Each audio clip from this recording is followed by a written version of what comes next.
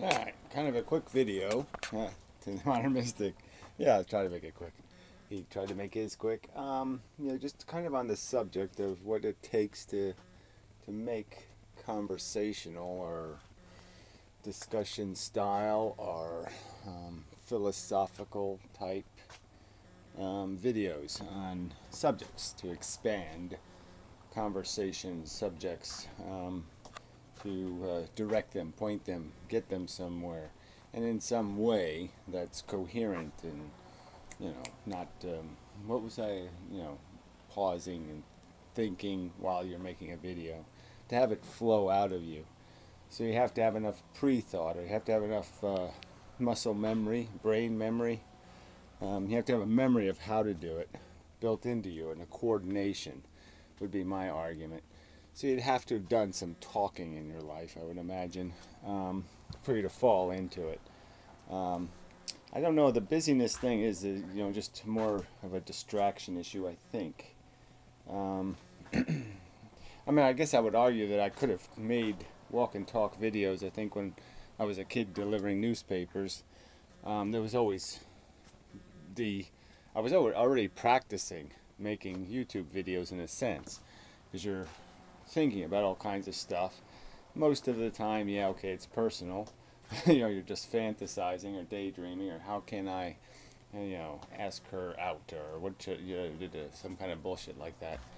Imagining, you're hoping, that kind of thing, whatever. But there was some time devoted to bigger subjects, pondering things, and yeah, I just think those would even be. I mean, I can go through every stage of my life and the different points of busyness, and I'd say yes, at the point where you're working 2 jobs and all of that crap, you don't have the half hour even to wind down to have the conversation. But I'd say all you need is a half hour if you've already done the practicing, if you've already mentally thought about things and have something to say.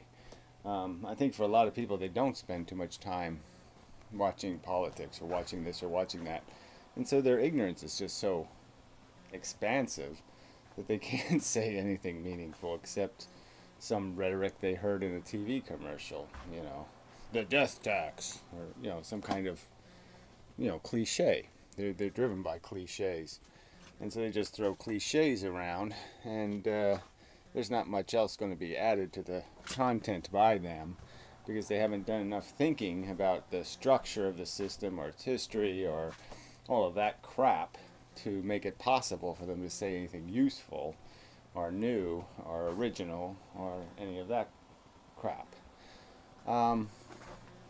So yeah, you have to do some of that mechanical thinking.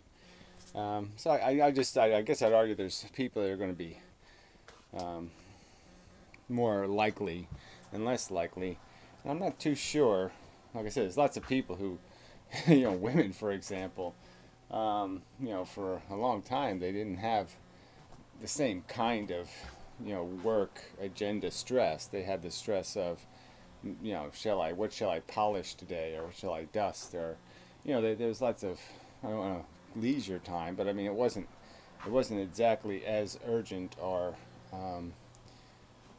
there wasn't quite as much riding on it, and there was not much pressure, so you didn't have to devote your brain to what you were doing.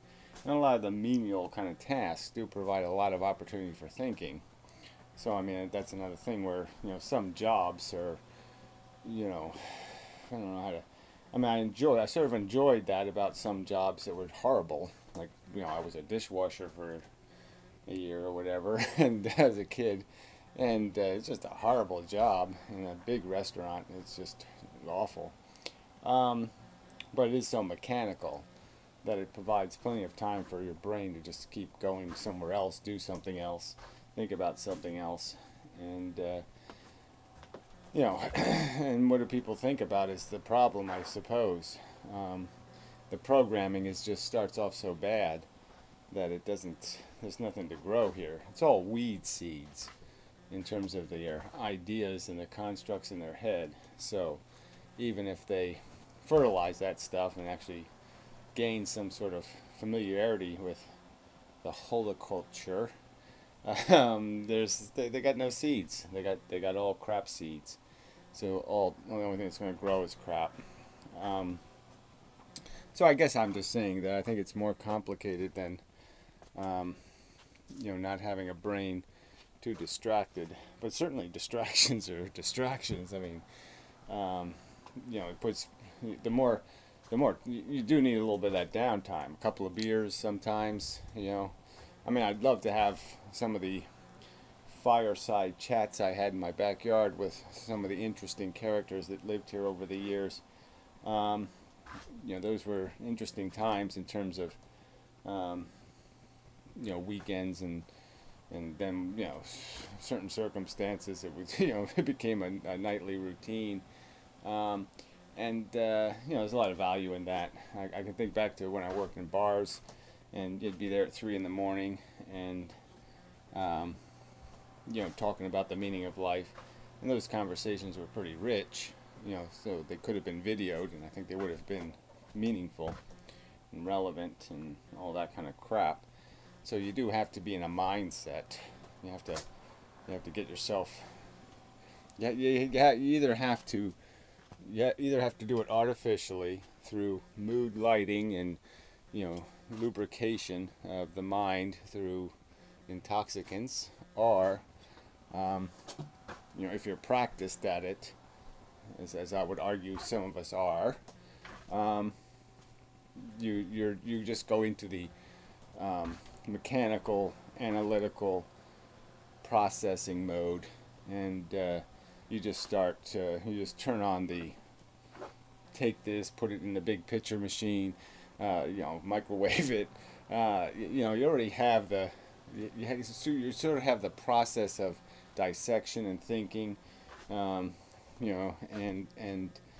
contextualization, and all these concepts of how to put something in its perspective to be able to convey it in some sort of way where you have some underlying opinion attached. I mean, I certainly can talk about anything. You can give me any subject and I can put it into a context and make it into some sort of I can make it sound like I gave a shit about the subject. But clearly I mostly make videos about things that I've already thought about, that I think, that there's that there's an underappreciation, for there's an elephant in the room, and there's this elephant over here, and I know none of you people are seeing it, but it's there, and I'm going to try to explain to you why we can prove he's there, kind of thing. But I mean, I definitely have an agenda, which makes those subjects a lot easier because I've obviously spent more time thinking about them. But you do have to think about what you're going to talk about to make sense too. So, so even if you're busy, you have to be using your imagination space for more than daydreaming and nonsense. There has to be some component of it, some percentage of it has to be devoted to a serious thought now and then. And I think most people do avoid that. Most people don't have that mechanical sense. And I suppose I would argue that I acquired early in terms of asking these why questions and how questions. And so I was, on a bigger picture than I'm the only thing in the universe kind of bullshit. So, so I guess I don't disagree that distractions are not helpful, but I don't think distractions are completely corrosive. I mean, if you have the time, yeah, I mean, obviously you have to have some time. I mean, if you're working 12 hours a day and you're exhausted and you can't even wind down without going to sleep, well, yeah, you're not going to be able to make YouTube videos that are going to be of much value, I suppose.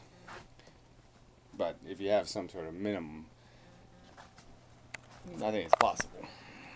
I mean, like I said, the more time you can devote to it, the better. I mean, I'd love to be able to just say, okay, I would love to see what would happen over a 1-year period if I had no other concerns in terms of maintaining my existence except to just sit in my office and think big thoughts.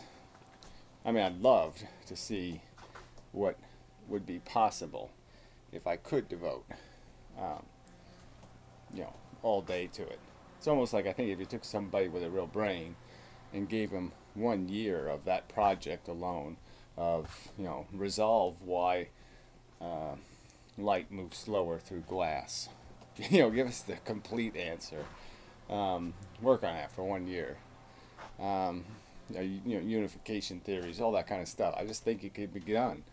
But I think it does have to sort of happen in one brain. I mean, some questions have to be answered in one brain because you have to get all the pieces in one place and put them together. And that's the hard part. Getting all the pieces in one brain is hard to do. All the ingredients. So anyway, it's supposed to be a shorter video than this, but you can just go on and on and on because I'm practiced in connecting ideas and going bigger, going smaller, telescope, microscope, I mean, so I can talk forever, but I could talk forever when I was 10. I mean, talking has never been difficult for me. But anyway, that's probably enough said. So thank you very much. Till next time, and so forth and whatnot. And too bad there's just there's no audience. That's the tragedy of this. Because I see such value in it, and this more amateur kind of what's the true thing, than the professional what the true thing is. Pretty shitty. Because it's all commercially paid for, bought and paid for, propaganda. Anyway, till next time.